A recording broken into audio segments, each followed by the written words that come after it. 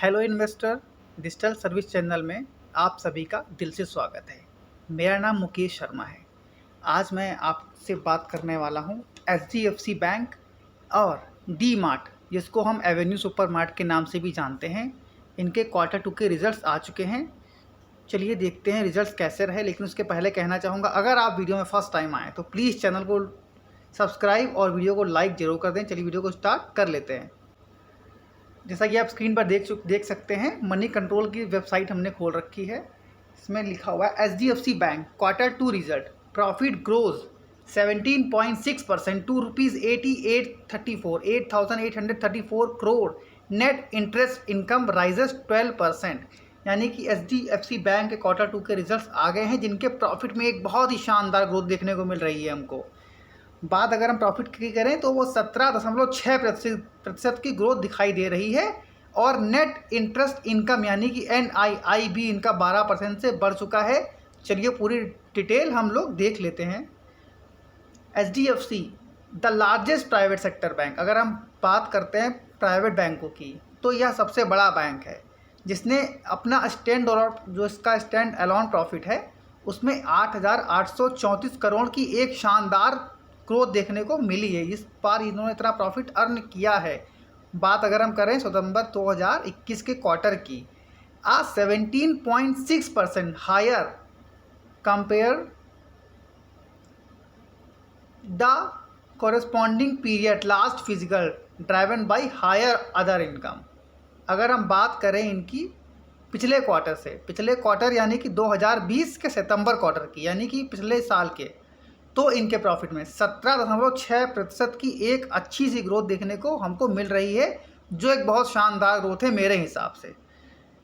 The sequential growth a profit was at 14.3% for the quarter. Sequential growth यानी कि अगर हम इस क्वार्टर की तुलना पिछले क्वार्टर से यानी कि जून के क्वार्टर से करते हैं तो इनके प्रॉफिट में 14.3% की एक अच्छी सी ग्रोथ हमको लोगों को दिखाई दे रही है। बात करें हम NEI, जिनको हम शॉर्ट फॉर्म में NII बोलते हैं।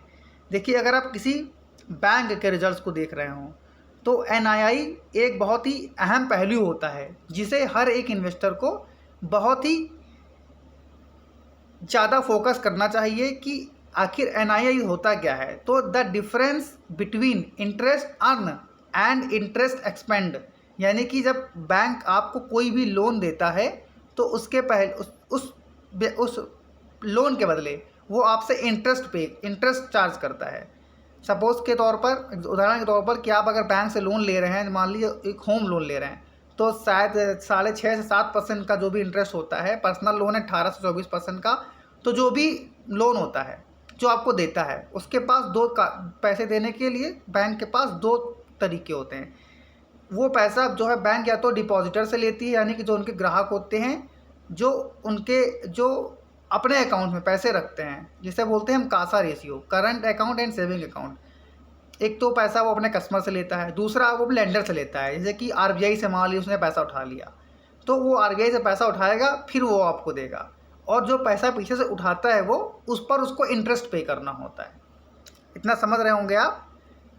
अगर बैंक आपको कोई लोन देता है और उस पर आपसे ब्याज भी लेता है वो, ठीक है, और उस बैंक को अपना कोई सोर्स चाहिए होता है जिससे वो पैसा लेता है, और उसे भी वो ब्याज पे कर रहा है, तो इन दोनों के बीच का जो डिफरेंस होता है ना, उसे NIIs कहते हैं हम। आई थिंक आप समझ रहे होंगे मेरा पॉइंट। एग्जाम्पल के तौर पर मैं आपको बता दूं, जैसे कि मैंने आपसे 100 रुपये लिए और मैंने थर्ड पार्टी को 200 रुपये, मैंने आपसे 100 रुपये लिए 2% के ब्याज पर। मैंने दूसरे व्यक्ति को आपके 100 रुपये उठा करके दे दिए 3% के ब्याज पर। तो जो मुझे 3% का मार्जिन मिल गया, मैं उसकी बात कर रहा हूँ। तो ये NII हो गया। और नेट इंटरेस्ट मार्जिन भी एक होता है, उसके बारे में भी अभी हम चर्चा करेंगे। तो आई थिंक आपको ये पॉइंट क्लियर हो गया होगा। Advances grew at 15.5%, reaching new height, driven through relationship management, digital offering and breadth of product. Core net interest margin was at 4.1%। ये समझ रहे हैं आप, जो इनका नेट इंटरेस्ट मार्जिन है 4.1% का, इन्होंने अचीव किया है आपको बताना चाहूँगा, या किसी भी बैंक के लिए, चाहे वो बात PSU की करूँ या प्राइवेट सेक्टर की बैंक करूँ, यह सबसे बड़ा मार्जिन है। इतना मार्जिन कोई भी बैंक नहीं निकाल पाता है। यही एक वजह है जो HDFC बैंक को अदर बैंकों से डिफरेंट बनाती है और ख़ास बनाती है। तो इनका जो एडवांस है वो भी 15.5% से ग्रो हो रहा है, ये देख सकते हैं आप। यानी इनका जो रिटेल लोन है इसमें भी इनकी काफ़ी अच्छी जंप देखने को हमको मिल रही है। The advance increase to ₹11.98 lakh crore in Q2 FY 2022 YOY and the same increase 4.4% sequentially.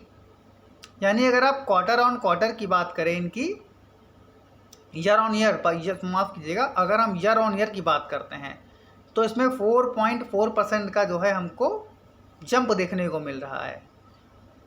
Loan growth was supported by retail segment that registered 12.9% year on year growth.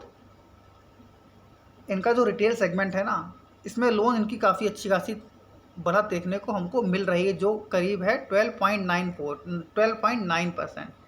समझ रहे हैं आप? अगर किसी बैंक का रिटेल लोन का सेगमेंट बढ़ रहा है तो उदाहरण के तौर पर रिटेल लोन बोले तो हम और आप जैसे लोग, साधारण व्यक्ति जो छोटा सा लोन लेते हैं 1 लाख, 10 लाख, 15 लाख का, और अगर ये किसी बैंक के लिए बढ़ रहा है तो उस बैंक के लिए वो एक बहुत ही पॉजिटिव पॉइंट होता है।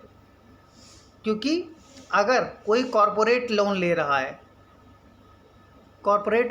है तो वो बड़ा लोन लेता है। एग्जाम्पल तौर पर उसने ले लिया 1000 करोड़ का लोन और उन्होंने 10 लोगों को बांटा।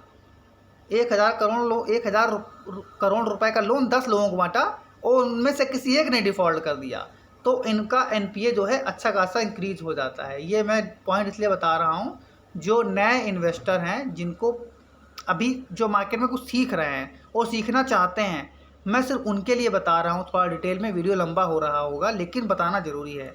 तो अगर किसी भी बैंक का रिटेल लोन बढ़ रहा है तो वो उस बैंक के लिए बहुत ही पॉजिटिव पॉइंट्स होते हैं। Retail segment that registered 12.9% year on year growth and commercial and rural banking segment that grew 27.6%। यानी अगर आप कॉमर्शियल और रूरल बैंकिंग की बात करें तो यह ग्रोथ उससे भी कहीं अधिक है।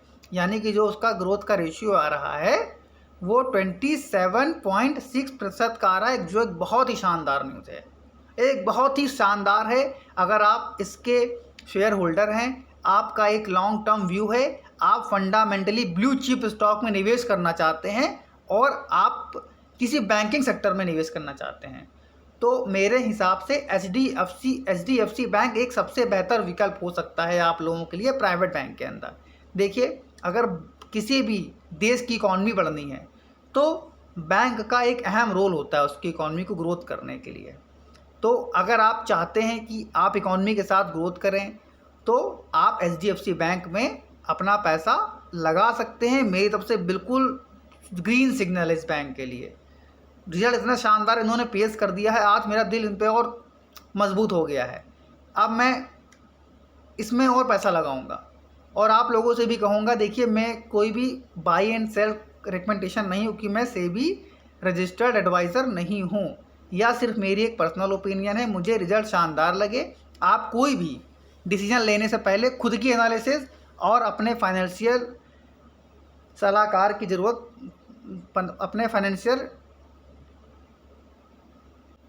अपने फाइनेंशियल एडवाइज़र से ज़रूर पूछ लें, या मेरा पर्सनल व्यू है, आप इससे डिनाई भी कर सकते हैं। बात करें हम deposits at ₹14.06 lakh crore in the quarter ended September 2021, increase 14.4% compare to corresponding period previous fiscal. अगर आप पिछले साल सितंबर 2020 से इसका तुलना करते हैं तो इनके डिपॉजिट्स में 14.06 लाख करोड़ की ये डिपॉजिट इनका आया है। मतलब इंक्रीज जो हुआ है वो 14.4% की ग्रोथ परसेंट का एक रेशियो जो है उससे ग्रोथ किया है। यानी कि अभी जो डिपॉजिट इनके पास है वो 14.06 लाख करोड़ का डिपॉजिट आ गया है, जो पिछले साल 2020 सितंबर क्वार्टर की तुलना में 14.4% की वृद्धि से बढ़ रहा है, with retail deposit growth 17.5% and wholesale deposit eight 2% year on year. इसकी बात मैंने करी कि रिटेल डिपॉजिट की जो ग्रोथ हो रही है, यानी कि जो सेविंग अकाउंट्स हैं उसमें 17.5% की एक मैसिव जंप देखने को इनके रिजल्ट्स में मिल रही है। HDFC bank said CASA deposits at ₹6.5 lakh crore as of September 2021 grew 28.7%। मज़ा आ गया, मतलब बहुत अच्छा। कासा का मतलब समझाना चाहूँगा, किसी भी बैंक का जो करंट अकाउंट सेविंग अकाउंट्स होता है उसे हम कासा रेशियो बोलते हैं।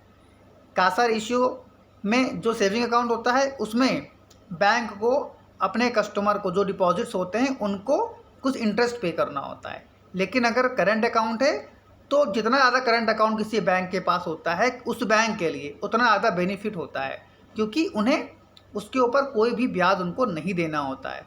तो बात अगर हम करें कासा रेशियो की तो उसमें 28.7% की ग्रोथ देखने को मिल रही है YOY, with CASA ratio increase to around 47% as of September 2021 compared to 41.6% in Q2 financial year 20 and 45.5% in FY 2022।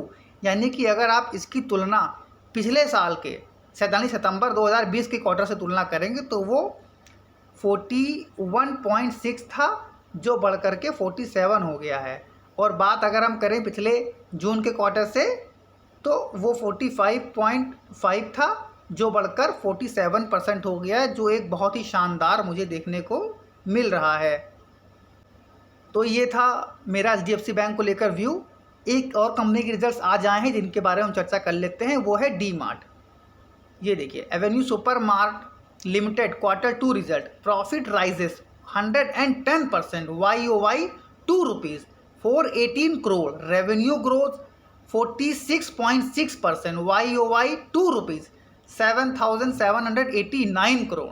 शानदार रिजल्ट मतलब पेश किया है। मतलब अगर आप एक ब्लू चिप कंपनी चाहते हैं, आपका एक लॉन्ग टर्म व्यू है, आप पेशेंस रख सकते हैं 10 से 15 साल के लिए, तो मेरी तरफ से बिल्कुल ग्रीन सिग्नल है कि आप दोनों स्टॉक में बाय कर चल सकते हैं।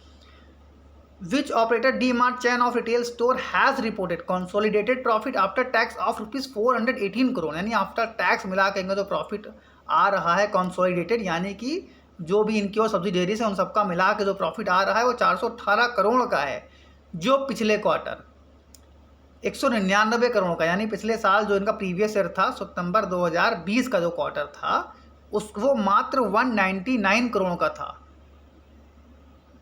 जो बढ़ के 418 करोड़ हो गया है। यानी कि करीब 110% की एक मैसिव जंप देखने को इनके प्रॉफिट में हमको देखने को मिल रही है। Same quarter previous year sequentially the profit is significantly higher from ₹95.36। Consolidated revenue came in higher at ₹7,789। इनके रेवेन्यू में भी जो है हमको एक बहुत बड़ी जंप देखने को मिल रही है, जो पिछले क्वार्टर में इनका जून 2020 में 5,306 का था, वो बढ़कर 7,789 हो गया है। यानी इसमें भी हमको 47% की एक इंक्रीमेंट देखने को मिल रही है। The revenue is higher by 50% from ₹5183, यानी इनका जो रेवेन्यू था वो 5183 करोड़ का था जून 2020 के क्वार्टर में सिक्वेंसली। फिर आप पिछले सितंबर से तुलना करें तो 5306 का था और अभी 7789 करोड़ का हो चुका है। Which operates D Mart chain of retail stores has reported consolidated profit after tax of ₹418 crore for the quarter ended September 2021। यानी जो इनका प्रॉफिट आया है उन्हें बताया है कि 418 करोड़ का आया है इस साल। 110% की ग्रोथ देखने को मिल रही है हमको। Sequentially the profit is significantly higher from, ये तो मैंने बता ही दिया है आपको। Mister Neville Noronha, CEO and managing director Avenue Supermarts Limited, said COVID-19 related lockdown restriction were eased further during this quarter, revenue in the DMart store grew by 46.6%, यानी कि इन्होंने जो है कई सारे अपने नए स्टोर भी खोले हैं, जिसकी अगर आप ग्रोथ की बात करें तो वो 46.6% से ग्रोथ कर रहा है अगर आप कंपेयर कर रहे हैं इसका पिछले साल से। He further added D Mart has 187 store that are 2 year और older and these store grew by 23.7% in the month of September 2021 as compared to September 2020। Purchase at rupees, इनके उन्होंने परचेज भी जो करी उसमें भी करीब 61% की ग्रोथ देखने को मिल रही है। वीडियो काफ़ी लंबा हो रहा है, मैं थोड़ा सा शॉर्ट में बताना चाहूँगा। Previous quarter and 56% higher on year basis. Employee cost over flat, employee की जो कॉस्ट है वो फ्लैट रही है प्रीवियस क्वार्टर और 11% हायर है सेम क्वार्टर से। इसको थोड़ा सा आप लोग देख लीजिएगा क्योंकि वीडियो बहुत लंबा बन रहा है। Overall gross margin was higher at 8.6, यानी ग्रॉस मार्जिन की बात अगर हम करते हैं तो 8.6% का है, जो पिछले क्वार्टर में 4.3% था और प्रीवियस ईयर में यानी कि सितंबर 2020 की बात अगर हम करें तो उसमें 6.2 का था, यानी इनके ग्रॉस मार्जिन में भी हमको इम्प्रूवमेंट देखने को मिल रहा है। नेट मार्जिन की बात करें तो वो भी 1.8% से बढ़कर 5.4% हो गया है और प्रीवियस क्वार्टर से यानी कि सितंबर 2020 के क्वार्टर से तुलना करेंगे इसकी अगर हम लोग तो वो 3.7% था, जो अभी एक 5.4% से रह कर बढ़कर हो चुका है। तो रिजल्ट बहुत ही शानदार हैं। आप इन दोनों स्टॉक में बाय कर चल सकते हैं, मेरी स्ट्रॉन्ग रिकमेंडेशन है। आई होप कि आपको वीडियो अच्छा लगा हो। अगर वीडियो अच्छा लगा है तो प्लीज़ चैनल को सब्सक्राइब और वीडियो को लाइक अवश्य कर दें। आज के लिए बस इतना ही, मिलते हैं आपसे नेक्स्ट वीडियो में, तब तक के लिए गुड बाय। जय हिंद, जय भारत, गुड नाइट।